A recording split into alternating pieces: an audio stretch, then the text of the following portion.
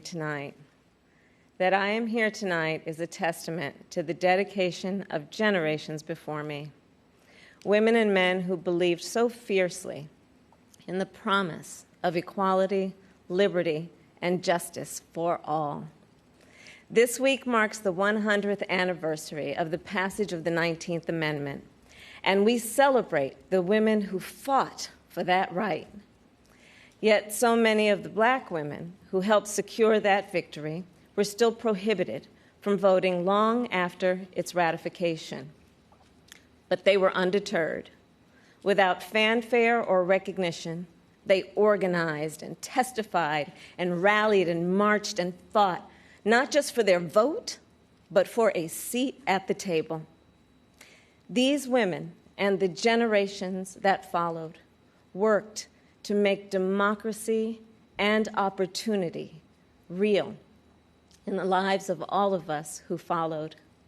They paved the way for the trailblazing leadership of Barack Obama and Hillary Clinton. And these women inspired us to pick up the torch and fight on.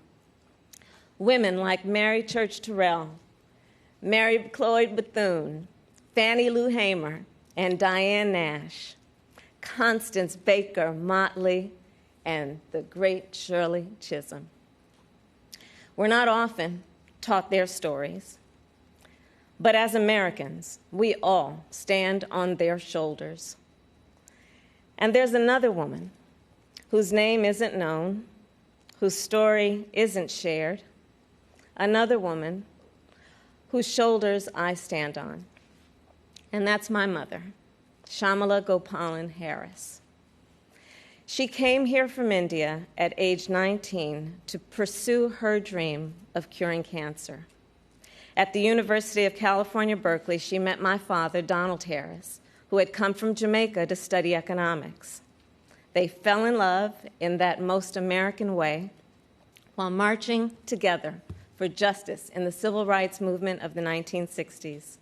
In the streets of Oakland and Berkeley, I got a stroller's eye view of people getting into what the great John Lewis called good trouble. When I was 5, my parents split, and my mother raised us mostly on her own. Like so many mothers, she worked around the clock to make it work, packing lunches before we woke up and paying bills after we went to bed, helping us with homework at the kitchen table and shuttling us to church for choir practice. She made it look easy, though it never was.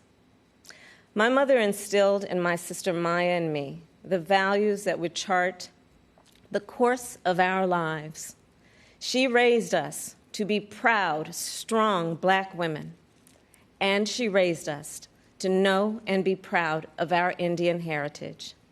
She taught us to put family first, the family you're born into and the family you choose. Family is my husband, Doug, who I met on a blind date set up by my best friend. Family is our beautiful children, Cole and Ella, who call me Mamala. Family is my sister. Family is my best friend, my nieces, and my godchildren. Family is my uncles, my aunts, and my chitties. Family is Mrs. Shelton, my second mother who lived 2 doors down and helped raise me. Family is my beloved Alpha Kappa Alpha, our Divine Nine, and my HBCU brothers and sisters. Family is the friends I turn to when my mother, the most important person in my life, passed away from cancer. And even as she taught us to keep our family at the center of our world, she also pushed us to see a world beyond ourselves. She taught us to be conscious and compassionate about the struggles of all people, to believe public service is a noble cause and the fight for justice is a shared responsibility. That led me to become a lawyer, a district attorney, attorney general, and a United States senator. And at every step of the way, I've been guided by the words I spoke from the first time I stood in a courtroom. Kamala Harris, for the people. I have fought for children and survivors of sexual assault. I fought against transnational criminal organizations. I took on the biggest banks and helped take down one of the biggest for-profit colleges. I know a predator when I see one. My mother taught me that service to others gives life purpose and meaning. And oh, how I wish she were here tonight, but I know she's looking down on me from above. I keep thinking about that 25-year-old Indian woman, all of 5 feet tall, who gave birth to me at Kaiser Hospital in Oakland, California. On that day, she probably could have never imagined that I would be standing before you now and speaking these words. I accept your nomination for Vice President of the United States of America. I do so committed to the values she taught me, to the word that teaches me to walk by faith and not by sight, and to a vision passed on through generations of Americans, one that Joe Biden shares, a vision of our nation as a beloved community where all are welcome, no matter what we look like, no matter where we come from or who we love. A country where we may not agree on every detail, but we are united by the fundamental belief that every human being is of infinite worth, deserving of compassion, dignity, and respect. A country where we look out for one another, where we rise and fall as one, where we face our challenges and celebrate our triumphs together. Today, that country feels distant.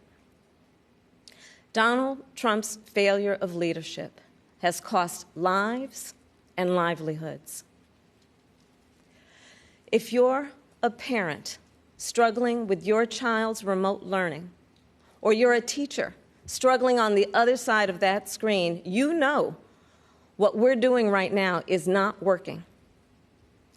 And we are a nation that is grieving the loss of life, the loss of jobs, the loss of opportunities, the loss of normalcy, and yes, the loss of certainty. And while this virus touches us all, we got to be honest, it is not an equal opportunity offender. Black, Latino, and indigenous people are suffering and dying disproportionately. And this is not a coincidence. It is the effect of structural racism, of inequities in education and technology, healthcare and housing, job security and transportation, the injustice in reproductive and maternal health care, in the excessive use of force by police, and in our broader criminal justice system. This virus, it has no eyes, and yet it knows exactly how we see each other and how we treat each other. And let's be clear, there is no vaccine for racism. We've got to do the work. For George Floyd, for Breonna Taylor, for the lives of too many others to name, for our children, and for all of us. We've got to do the work to fulfill that promise of equal justice under law. Because here's the thing, none of us are free until all of us are free. So we're at an inflection point. the constant chaos leaves us adrift. The incompetence makes us feel afraid.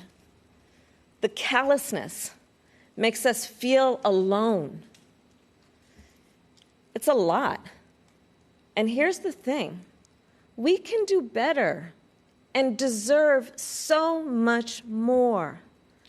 We must elect a president who will bring something different, something better, and do the important work.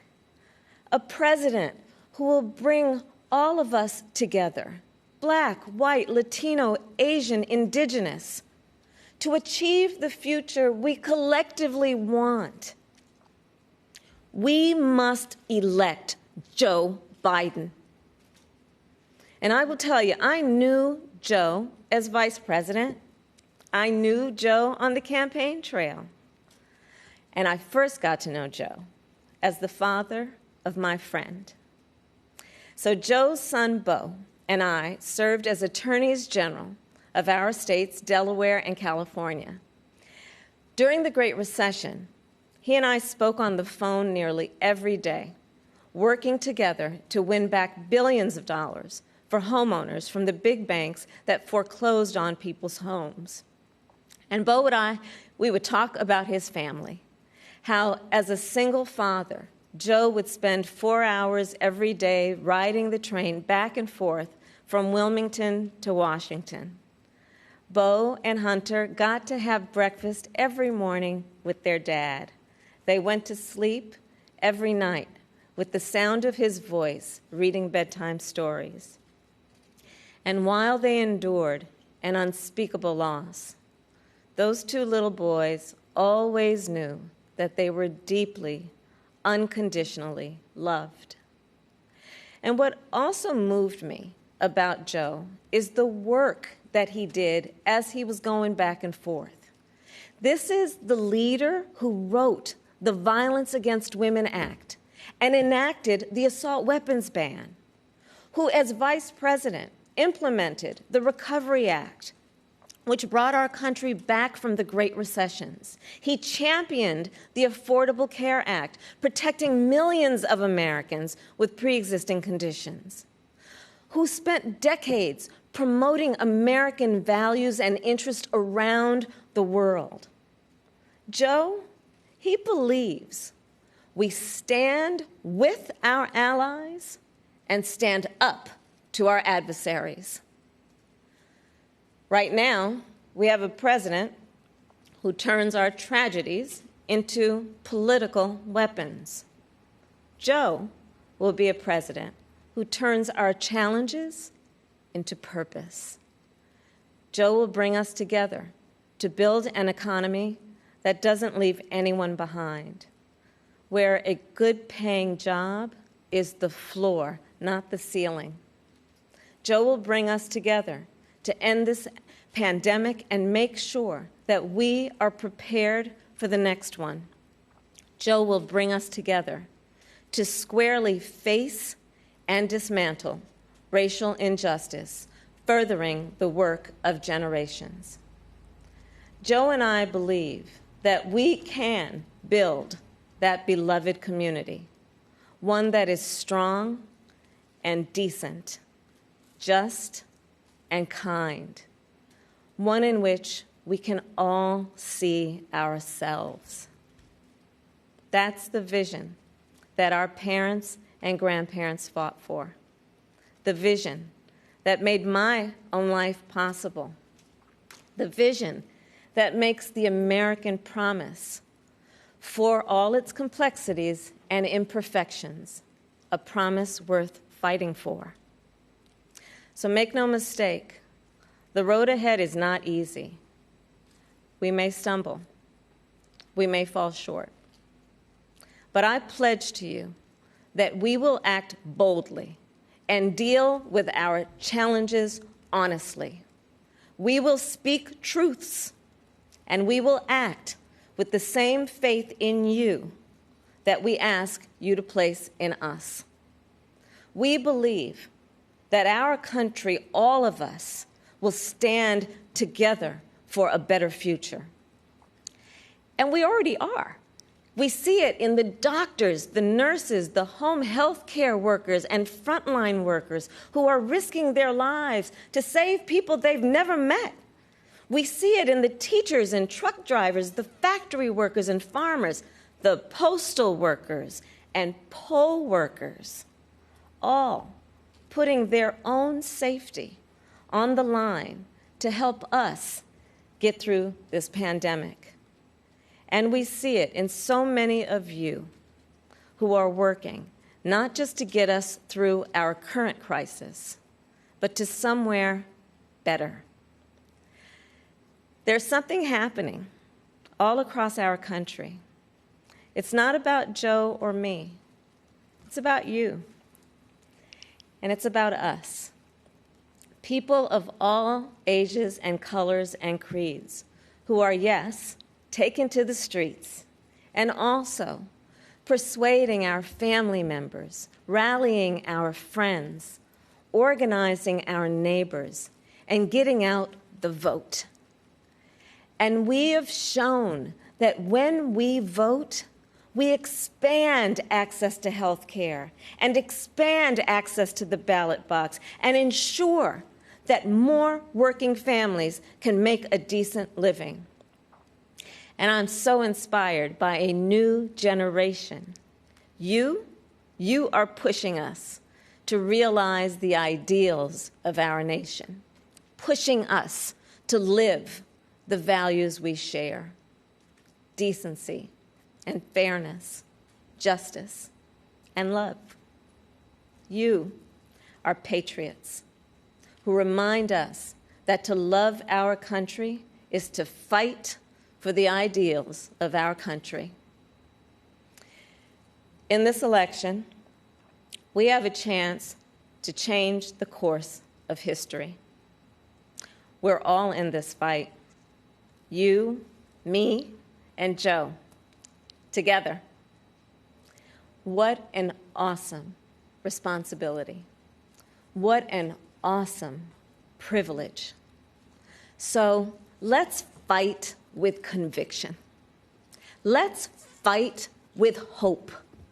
Let's fight with confidence in ourselves and a commitment to each other, to the America we know is possible,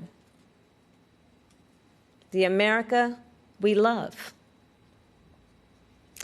And years from now, this moment will have passed, and our children and our grandchildren will look in our eyes, and they're going to ask us, where were you when the stakes were so high? They will ask us, what was it like? And we will tell them. We will tell them not just how we felt, we will tell them what we did. Thank you. God bless you, and God bless the United States of America.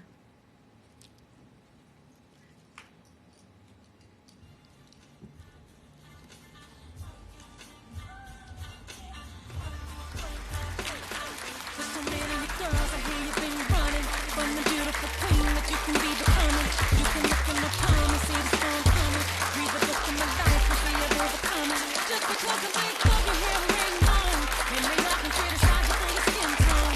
Wanna hold your head high 'cause you're a pretty woman. Get